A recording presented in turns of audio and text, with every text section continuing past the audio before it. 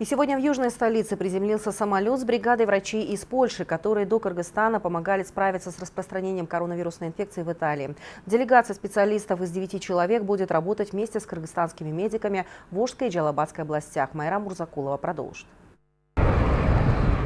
Воздушный лайнер вместе с врачами приземлился в аэропорту города Ош.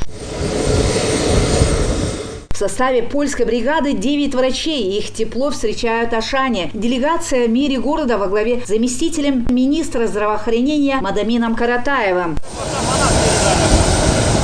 Бригада международных врачей до этого работала в Бишкекской инфекционной больнице. Делилась опытом с коллегами, которые сегодня борются с коронавирусом. Теперь польские специалисты готовы помочь медикам Ошской и Джалабадской области. Мы будем делиться практическим опытом. Поедем в Ош и в Джалалабад. Будем помогать лечить пациентов, готовы вместе победить инфекцию.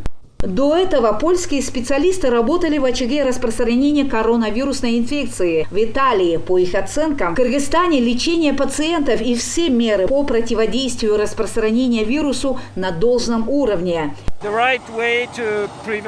Мы работали в Италии, где ситуация была очень тяжелой. К сожалению, очень много зараженных там не смогли получить своевременную помощь. Оказать ее им просто не успели. Это очень грустно. Но в Кыргызстане ситуация иная, стабильная и лечат правильно. И все меры противодействия распространению инфекции были предприняты. Это, конечно, хорошо.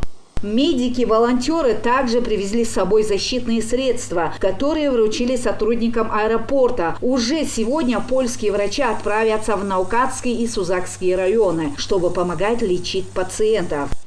Майра Мурзакулова, Нурбол Талантбекулу, ЛТР Ош.